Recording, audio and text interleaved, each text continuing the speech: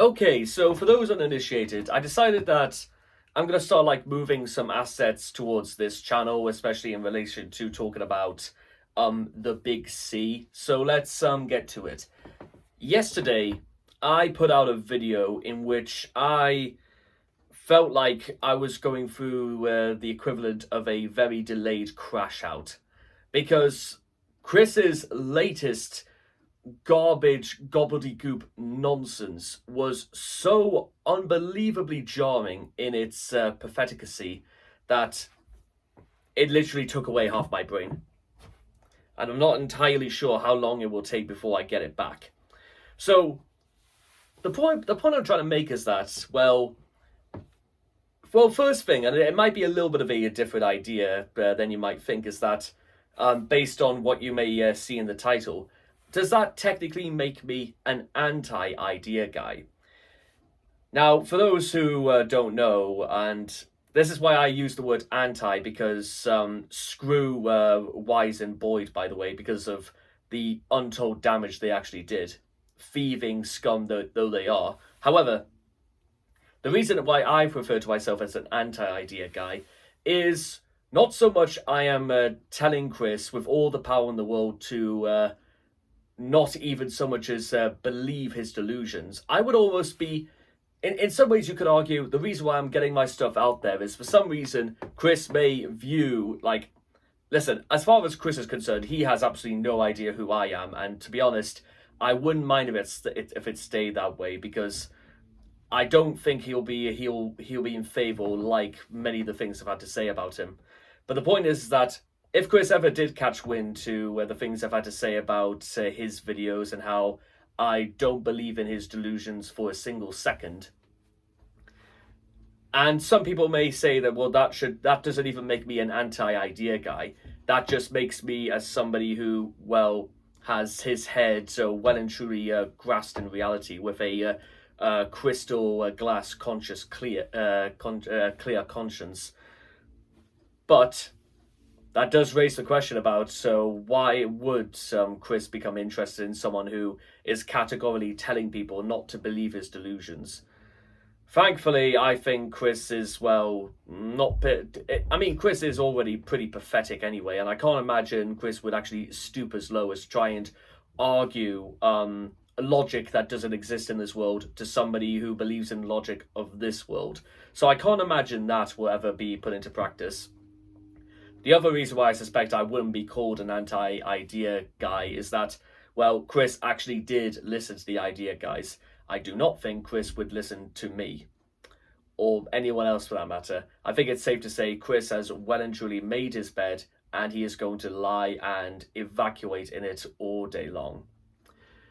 Which then brings us on to the actual topic of the video, Chris Chan and Annihilation. Don't you think, and this is an idea that occurred to me when I was doing some assets and doing some paperwork this morning, is that, well, what if the idea of the dimensional merge isn't so much of Chris's coming to terms with being in a world that would accept him because it's a world completely of its own, but what if this is all some sort of elongated metaphor for Chris's ideas of nihilism? The idea that Chris wants half the population gone. In fact, why not go the whole hog and say the whole planet is gone and it's replaced by beings that would be in Chris's interest and that would actually listen to Chris's ideas, opinions as a creator of OCs, or even as Chris claims to be, Jesus Christ Chan Sonichu CPU Blue Heart Prime, and everyone would accept it without humbug. What if that's what the real point of all this is that Chris isn't trying to prophesize about a utopia in which fictional characters are real, and then whatever his lark about Merlin and the world of the fantasy and the magical comes into place. I do not know what on earth that was meant to be, but what it is meant to be is that Chris trying to dig up any sort of logic, anything that might possibly validate his ideas, and takes them one by one.